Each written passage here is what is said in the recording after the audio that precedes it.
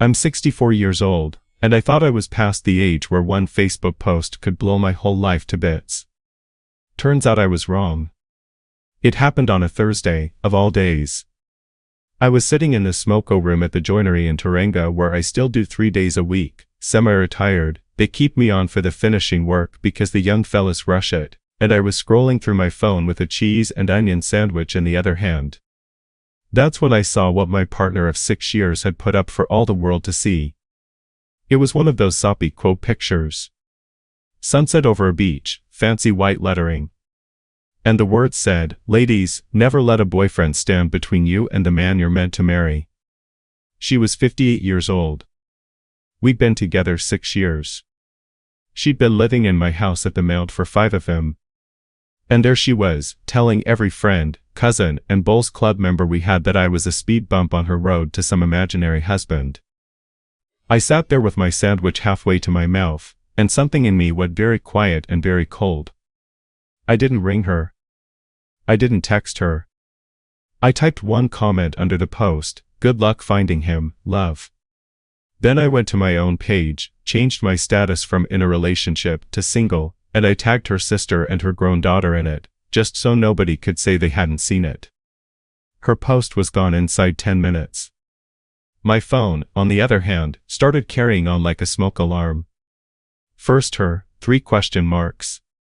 Then, "What have you done?" Then, "Take that down right now."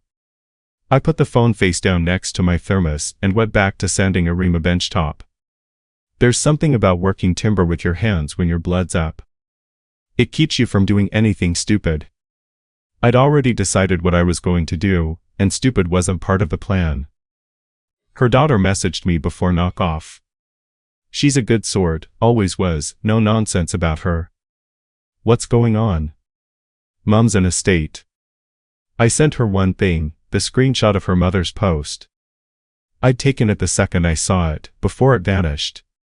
40 years of quoting jobs teaches you to keep records. Her reply came back a minute later, "Oh. Right. Say no more." When I pulled into the drive that evening she was waiting in the lounge, arms folded, face like a slapped powwow. Before I'd even got my boots off she started. "You humiliated me in front of everybody." "No," I said, hanging my keys on the hook by the door, same hook I'd screwed in there 15 years before I ever met her. "You did that yourself." I just confirmed it. It was just a quote. Everyone shares those things. It didn't mean anything. "You're 58, not 15, I said, and I went and filled the jug because I wasn't having this argument without a cuppa. If a quote about leading your boyfriend to find a husband doesn't mean anything, why share it? You told everyone we know that I'm the warm-up act. So righto. Show's over. I'd like you moved out by the end of the month." And here's where it got interesting. The tears stopped like someone had turned off a tap. She straightened up and gave me this small, smug little smile I'd never seen on her face in 6 years. "No," she said. "I'm not going anywhere. I've lived here 5 years. I get my post here. I'm on the electoral roll at this address. I have rights, you know. You can't just turf me out. There's a tenancy tribunal for men like you. Men like me. 5 years under my roof, never paid a cent towards the rates, the insurance, or the mortgage I'd cleared before I even knew her name, and now I was men like you." She turned on her heel and swanned off to the bedroom like she'd just played a royal flush. And I'll be honest with you, for about 30 seconds I was rattled, because I'm a tradesman, not a lawyer, and I didn't actually know if she had a point. So the next morning I did what any sensible bloke does. I rang someone who knows. My old mate from the squash club has run rental properties around the Bay of Plenty for 30-odd years, and his daughter-in-law is a property lawyer in town. He had me come round, made me a flat white off his fancy machine, and listened to the whole sorry mess. "First things first," he said. "Is her name on anything? Title? Any tenancy agreement? Does she pay you board? Bank transfers, anything regular?" "Nothing," I said. "House is freehold, my name only, bought it years before her." She's never paid a thing. She put her money into her wardrobe and her trips to see her sister in Brisbane. He grinned. Then she's not a tenant, mate. She's a guest. A long-stay guest. No tenancy agreement, no rent, no tribunal. Her actual angle, if she's been advised, will be a relationship property claim. Over 3 years together, she can have a crack at that. So you do this properly. You see the lawyer, you put everything in writing, and you give her reasonable written notice to leave. You be polite, you be boring, and you keep every receipt you've ever had. Boring wins these things. That word stuck with me. Boring wins. I saw the lawyer that Friday. She confirmed it. The house was mine before the relationship, but I needed to be squeaky clean on process. So that weekend I wrote a letter, actual letter, printed, dated, signed, copy kept, giving her 6 weeks' notice to find somewhere, offering to pay for the movers, and noting that any discussion about relationship property could go through the lawyers like civilized adults. I left it on the kitchen bench next to her gluten-free muesli. Well, if I thought she'd take that lying down, I had another thing coming. The next 3 weeks were a special kind of purgatory. One day she'd be sweetness itself, cooking my favorite tea, telling me we could still fix this. The next she'd have the stereo blasting until midnight on a work night, or half a dozen of her crowd round drinking my wine and cackling in my lounge. And then there was the bloke. Grant. A retired real estate agent from Papamoa with a year-round tan and a handshake like a dead snapper. He started turning up far too often, sitting in MY recliner with his shoes on MY footstool, drinking MY Stein lager. One evening I came home from the club and there he was again, feet up, telly going. I stood in the doorway and said, he needs to go. Now. She rolled her eyes. Don't be such a grump. We're just having a wine. This is my house and he's not welcome in it. Out. It's my house too, she shouted. And there it was again, that line. But this time, instead of arguing, I just nodded slowly, went to my office, and shut the door. Because by then I'd stopped fighting with my mouth and started fighting with paperwork. Her next move came by text on a Saturday while I was at Mitre 10 buying decking screws. A list. A long one. She informed me she'd be taking the 65-inch telly, the 2 leather recliners, the espresso machine, the heat pump, I'm not joking, the heat pump, bolted to the wall, and the caravan parked down the side of the house. These were shared purchases and gifts, she wrote, so let's be adults and split things fairly. Fairly. I stood there in the fasteners aisle and laughed out loud, got a funny look off a young fella in high-vis. The telly I'd bought at Harvey Norman with my retirement due money from the firm, I still had the email receipt, October 2022, my card. The recliners came from a Briscoe sale, my EFTPOS record. The espresso machine my son shouted me for my 60th, and I had the photo of him handing it over, candles on the cake and all. And the caravan? I bought that caravan off a fella in Katy in 2014, 2 years before I met her, and the Rego and ownership papers had never had any name on them but mine. I didn't reply to the text. I went home, got on the computer, and spent the evening doing the most satisfying filing of my life. Every receipt, every bank statement line, every photo, into one folder. I even found a text from her, from 2022, the night I got the big telly mounted, rugby looks unreal on your new TV, you spoil yourself, you old devil face with tears of joy. Her own words. Your new TV. Screenshot. Saved. Then I rang my mate with the lifestyle block out at Te Puna. You still got room in the big shed? Sunday morning, while she was at brunch with her crowd, and I knew exactly where she was, because she documents her every move like she's being sponsored, he came round with his Uda and his trailer. We took the telly off the wall, wrapped it in moving blankets. Recliners, espresso machine, the lot. I hitched the caravan up myself. The heat pump stayed, obviously, because I'm not a vandal, but I did photograph the installation invoice and stick a copy on the fridge with a magnet, just for the cheek of it. Then I sent her an email. Subject line, regarding your list. Polite as you like. I attached every receipt, every statement, the photo from my 60th, the caravan papers, and her own text about your new TV. I explained that since she'd indicated an intention to remove items that didn't belong to her, those items had been relocated to secure storage and would be returned to the house once she'd moved out and handed back her key. Then I texted her 2 words, check your email. The phone rang within the minute. I let it go. It rang again. Declined. Then came the flood of texts, thumbs going like pistons by the look of the typos. Where is the TD? You can't do that. I'm calling the police. I replied once, do.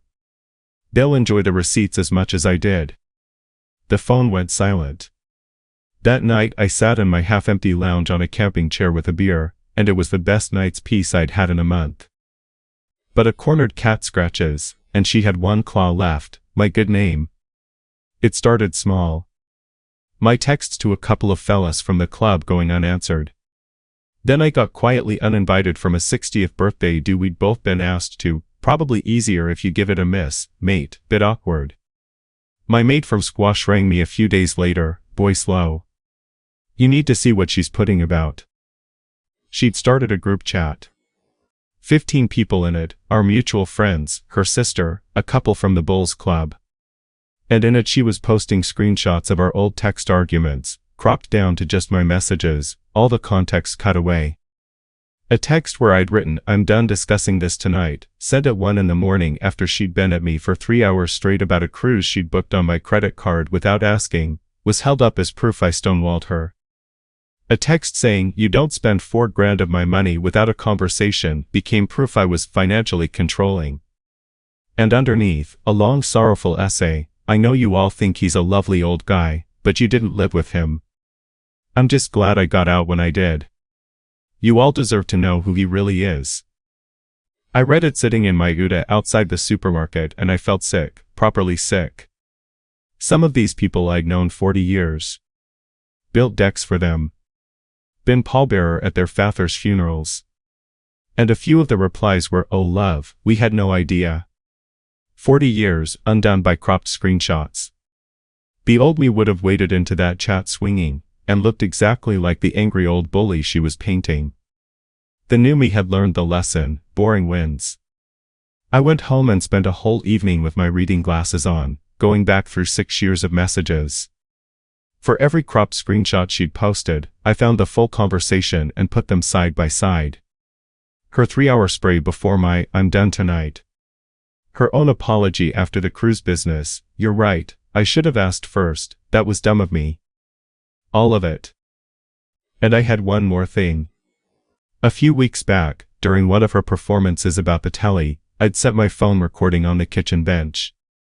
Perfectly legal here when you're part of the conversation, I'd checked with the lawyer. On that recording there's no fragile victim. There's a woman screaming that I'm a pathetic old man, that she'd wasted her good years on me, and that she'd make sure everyone in Taranga knew what I really was if I didn't give her what she wanted. The gap between that voice and the wounded soul in the group chat would make your hair stand up. Now, her parents are long gone, but she has an older brother up in Whangarei. Retired police, quiet as a Sunday morning, and the only member of that family who ever shook my hand like he meant it. We weren't close, but he was straight, and everyone in that family knew it. So I wrote to him. Respectful, short, no name calling. I said I was sorry to involve him, that his sister was spreading doctored screenshots that could do real damage to a man my age in a town this size, that I'd attached the full conversations beside her cropped versions, plus a recording I warned him was unpleasant. I said I wasn't asking him to pick a side, only to see the whole picture, and that I hoped he could talk some sense into her before she shamed herself further. I read it 3 times and hit send at 7 in the evening. At 9:15 my phone buzzed. Unknown number. It's her brother. I've gone through all of it. Leave it with me. And for what it's worth, I'm sorry, mate. You deserved better. 20 minutes after that, the group chat, my mate was still in it, feeding me updates, went up like a hay barn. She posted, who has been talking to my brother, then deleted it.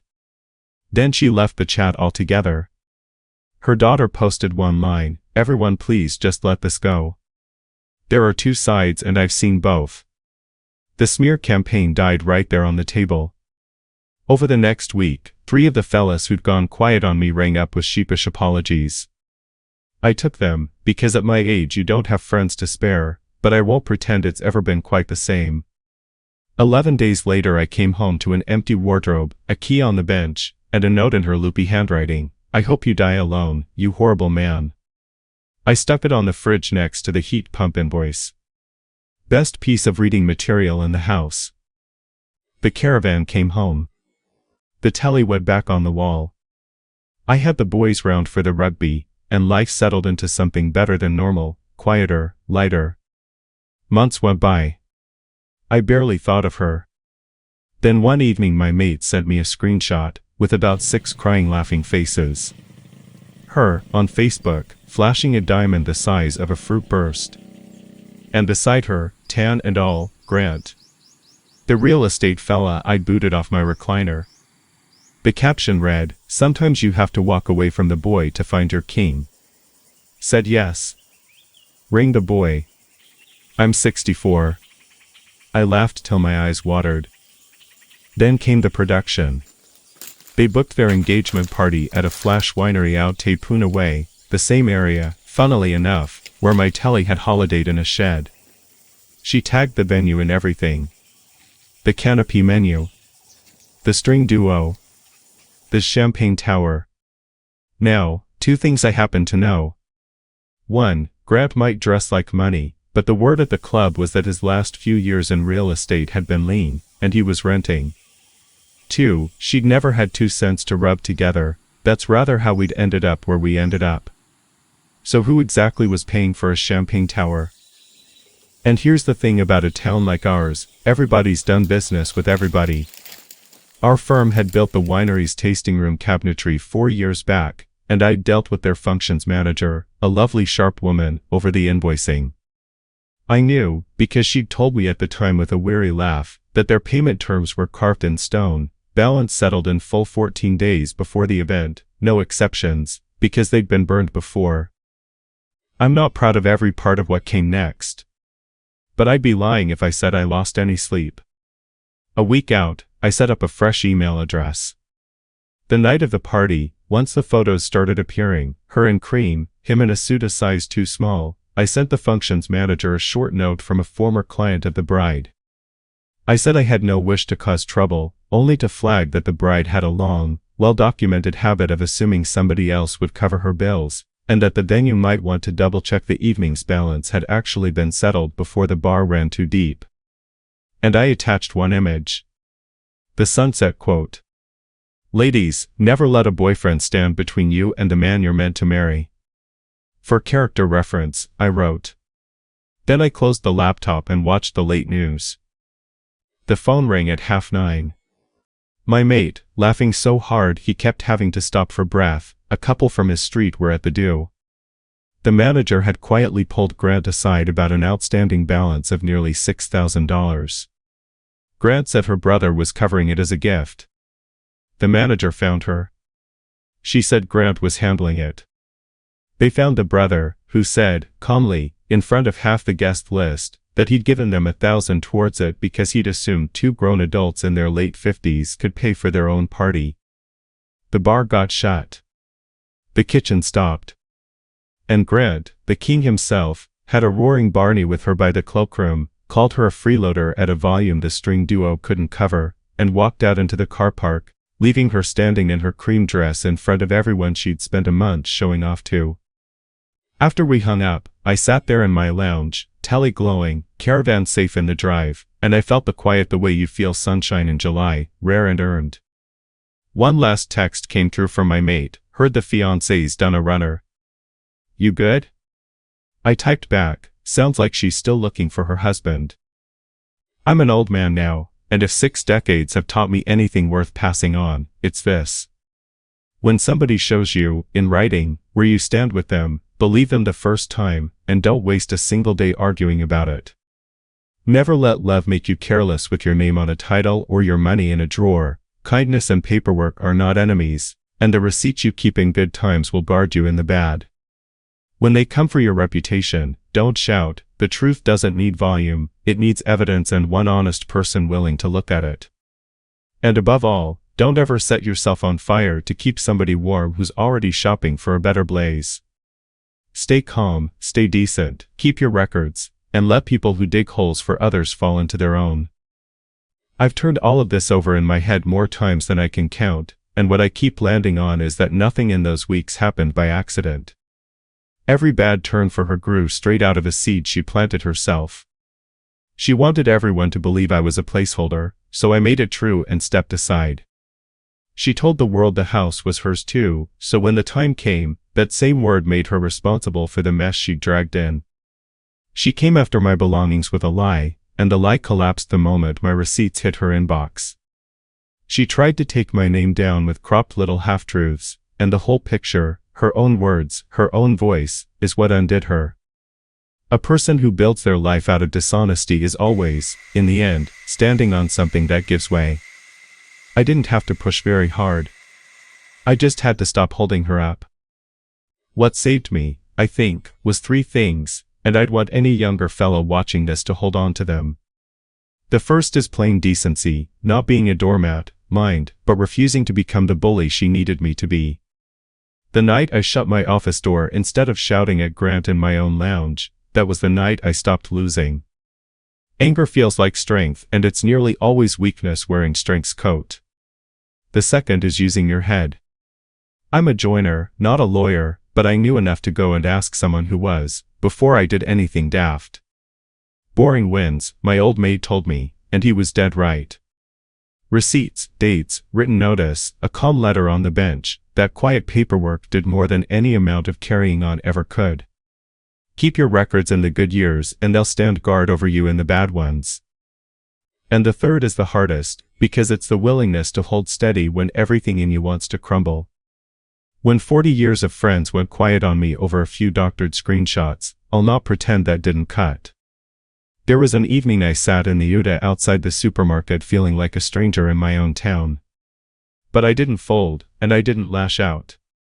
I put my reading glasses on and did the slow, dull, unglamorous work of laying the truth out side by side until one honest man, her brother, Hugh, was willing to look at it. That's all it took. One person who'd actually look. I'm 64. I buried friends and a marriage long before this one. And if I've learned anything, it's that you cannot stop people from showing you who they are, but you can decide, the very first time they show you, to believe them and act accordingly. Don't argue with a closed door. Don't burn yourself to keep warm someone who's already out shopping for a brighter fire. Stay kind, stay sharp, stay on your feet, and more often than not, the hole they're digging for you turns out to be exactly their own size.